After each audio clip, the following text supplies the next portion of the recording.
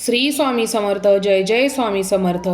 अन्नपूर्णे सदापूर्णे शंकर प्राणवल्लभे ज्ञानवैराग्य सिद्धर्थये भिक्षां देहीच पार्वती.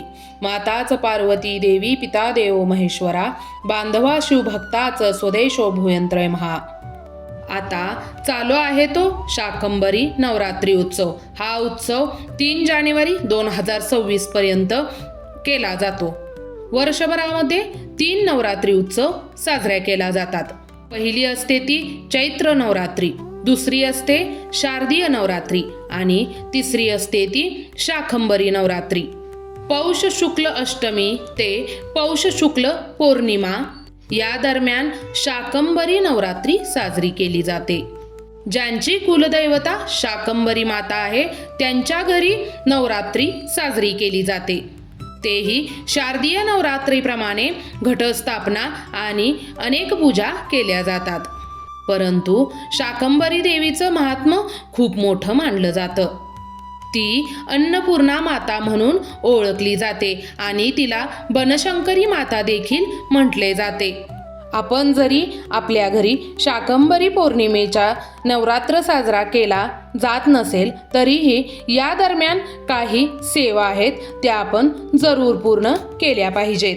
यावर्षी शाकंभरी पौर्णिमा म्हणजेच शाकंभरी नवरात्र सुरू होत आहे 28 डिसेंबरला आणि समाप्ती होत आहे 3 जानेवारीला. म्हणजेच आपली शाकंभरी पौर्णिमा 3 जानेवारी 2026 रोजी येत आहे. शाकंभरी नवरात्री कशी साजरी करावी, त्याची पूजा मांडणी कशी करावी, आपल्या घरी नवरात्री साजरी करत नसले तरी कोणते मंत्र पठण किंवा श्रवण करावे ते आणि शाकंभरी देवीचं महत्त्व काय आहे ते आपण या व्हिडिओमध्ये सविस्तर पाहणार आहोत. तर न स्किप करता ऐकायला विसरू नका. आपल्या चॅनलवरती नवीन असाल तर आपल्या चॅनलला सबस्क्राईब करायला विसरू नका आणि कमेंट बॉक्समध्ये मा अन्नपूर्णा प्रसन्न लिहायला देखील विसरू नका. चला तर मग आपण सुरुवात करूया. सर्वात महत्त्वाचं म्हणजे शाकंभरी माता ही अन्नपूर्णा देवीचं एक रूप आहे. ही सर्व भाज्यांची देवी आहे. सर्व विश्वाला ती अन्न देणारी देवी आहे. त्यामुळे जरी आपल्या घरी नवरात्री स्थापना घटस्थापना वगैरे होत नसेल तरीही आपण या नवरात्रीमध्ये मंत्रसेवा स्तोत्रसेवा आवर्जून केली पाहिजे. शाकंभरी माता ही पार्वतीचं रूप आहे. वनात राहून त्यांनी तपश्चर्या केली होती. त्यांना विविध नावानं ओळखलं जातं. बनशंकरी, सताक्षी या नावाने देखील शाकंभरी देवीला ओळखलं जातं. एका पुराण कथेनुसार देवी पार्वतींनी प्रभू शंकरांना मिळवण्यासाठी कठोर तप केलं होतं. अन्नपाणी सोडून दिलं आणि फक्त फळभाज्यांचं सेवन करून त्या राहिल्या आणि म्हणून त्यांना शाकंभरी हे नाव पडलं. या कथेतून आपण एक दुसरी आख्यायिका म्हणजे 100 वर्ष पाऊस पडला नाही. या दुष्काळाने मानवाचे खूप हाल झाले. या मानवाचं दुःख पाहून ऋषीमुनींनी मातेची प्रार्थना केली.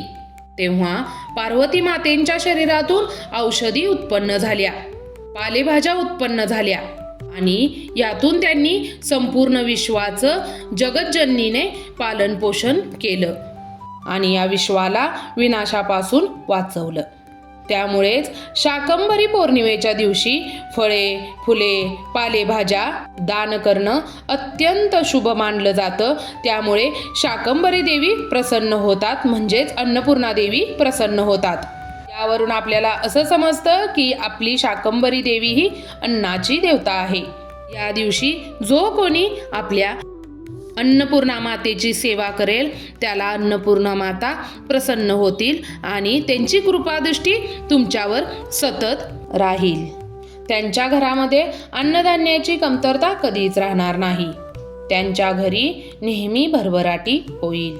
शाकंभरी पौर्णिमेच्या दिवशी आपण सकाळी लवकर उठून स्नान आदी करून आपण देवपूजेसाठी बसावे आणि आपल्या अन्नपूर्णा मातेला अभिषेक घालून त्यांची षडोपचारे पूजा करावी. जर तुमच्याकडे अन्नपूर्णा मातेची मूर्ती नसेल तर तुम्ही आवर्जून ती मूर्ती त्या दिवशी म्हणजेच शाकंभरी पौर्णिमेच्या दिवशी आवर्जून तुम्ही घरात आणावी आणि त्यांची पूजा नक्की करावी. त्यांना अभिषेक स्तोत्र मंत्र पठण करून त्यांची विधिवत पूजा करून त्यांना स्थापन करावे. आणि आपल्या देवाऱ्यावरती आवर्जून तुम्ही 1, 3, 5 अशा भाज्यांची पूजा नक्की करावी. तुमच्या घरात भरभराटी नक्की राहील. तर आपला हा व्हिडिओ तुम्हाला कसा वाटला नक्की कमेंट करून सांगा आणि कमेंटमध्ये अन्नपूर्णा माता प्रसन्न लिहायला विसरू नका. जर व्हिडिओ आवडला असेल तर एक लाईक नक्की करा. लवकरच भेटू अशाच एखाद्या नवीन व्हिडिओमध्ये. तोवर स्वतःची पण काळजी घ्या आणि आपल्या घरातल्यांची पण काळजी घ्या. श्री गणेशाय नमः. श्री स्वामी समर्थ. हर हर महादेव.